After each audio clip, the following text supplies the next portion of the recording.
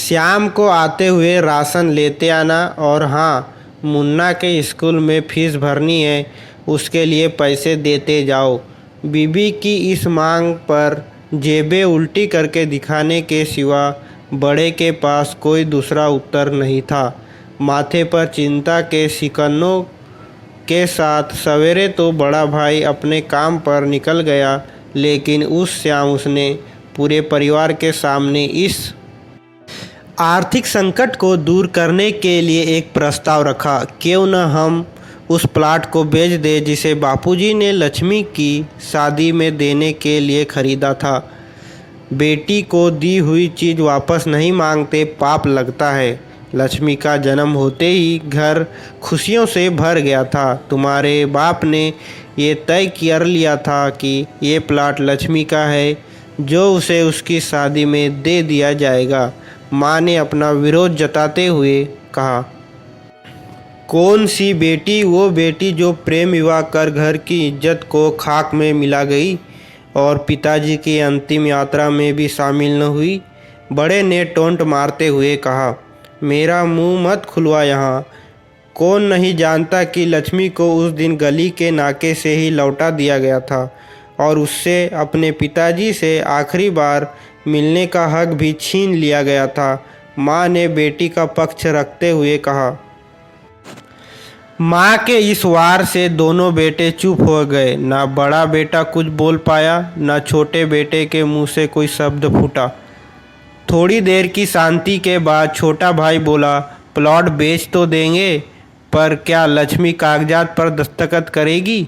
मुझे नहीं लगता वो हमारा भला सोच सकती है। आखिर है तो औरत जात, पुरुष की परिस्थिति कैसे समझ पाएगी?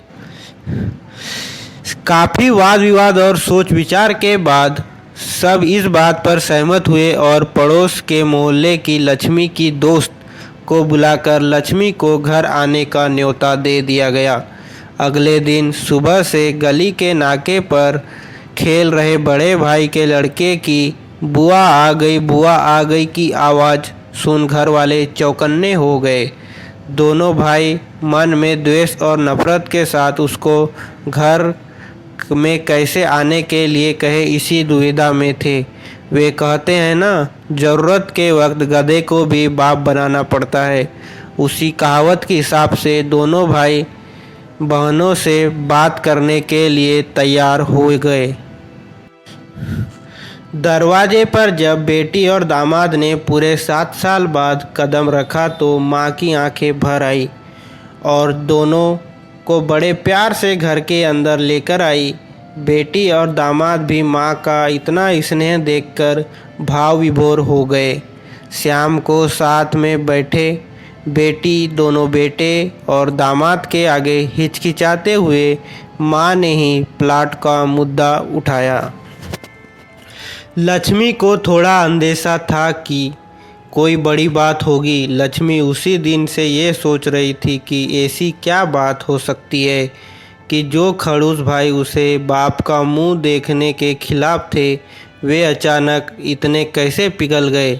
लेकिन अब उसको सारी बात समझ में आ गई थी।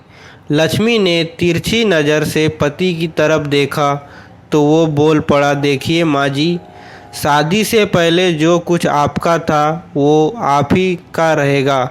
न उस पर मेरा या लक्ष्मी का कोई हक है, ना ही था, ना ही हम भविष्य में मांगेंगे। इसलिए आप निश्चिंत होकर उस प्लाट के साथ जो करना चाहे वो कीजिए। आप जहाँ कहेंगे हम वहाँ साइन कर देंगे। सुबह से अपने जीजा से नज़रें चुरा रहे दोनों भाई ने अब अपने जीजा को अच्छे से देखा। सुबह प्लॉट के कागजात पर बहन के दस्तखत लेकर काम ख़त्म किया जाए, यह तय हुआ। सब इस मीटिंग को ख़त्म कर उठ ही रहे थे कि टीवी पर अनाउंसमेंट हुआ कि आने वाले 21 दिन तक देश में लॉकडाउन लगाया जा रहा है।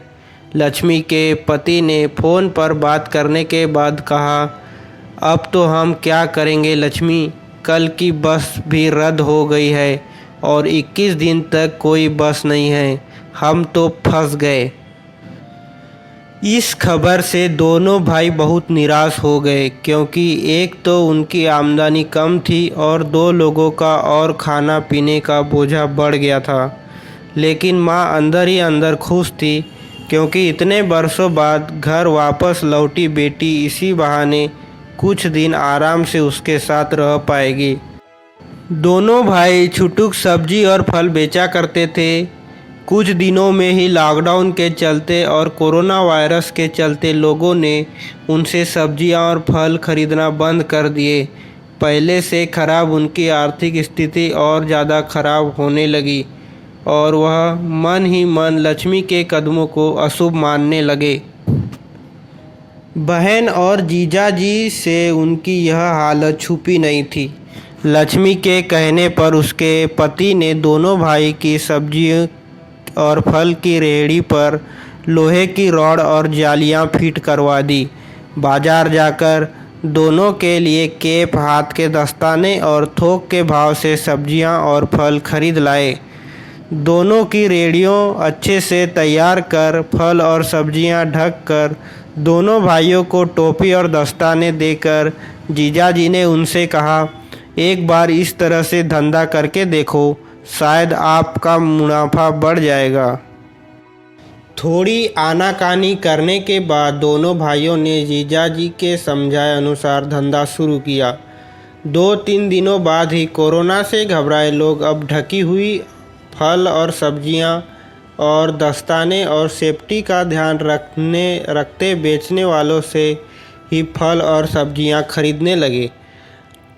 इस तरह समझदार दामाद की वजह से धीरे धीरे दोनों भाइयों का धंधा अच्छा चलने लगा और उनके घर का गल्ला जो पहले खाली हो रहा था अब धीरे धीरे भरने लगा।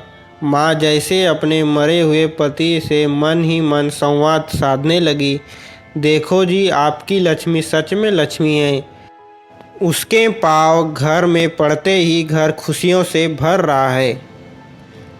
दोनों भाई के आंखों में जो पहले गुस्सा था उसकी जगह अब शर्म ने ले ली थी। वह मन ही मन सोचते थे, क्या गलत किया था बहन ने जो हमने उसके साथ इतना बुरा सलूक किया। शादी ही तो की थी और शादी करने से पहले हमें बताया भी तो था। हम ही थे जो उसे स्वीकार नहीं कर पाए। दोनों भाइयों के मन में द्वेष और नफरत धीरे धीरे क्वारंटीन हो गई। 21 दिन बाद जब दीदी और जीजाजी प्लाट के कागज़ पर साइन करने जाने लगे तब दोनों भाइयों ने उन्हें रोक लिया और उनकी माफ़ी मांगते हुए वे पेपर्स उन्हें देते हुए बोले, शादी के वक्त हमने आपको कोई तोहफा तो दूर की बात है, आपका हक भी नहीं दिया, लेकिन अब इस प्लॉट को स्वीकार कर हमें प्रायश्चित करने का मौका दीजिए। सभी की आंखों में खुशी के आंसू आ गए और माँ ऊपर देखकर बोली, देखा, आपकी लाडली ने आज फिर हमारा घर खुशियों से भर दिया। कहानी पसंद आई हो तो वीडियो को लाइक करके चैनल को सब्सक्राइब ज़रूर कर दें। धन्यवाद।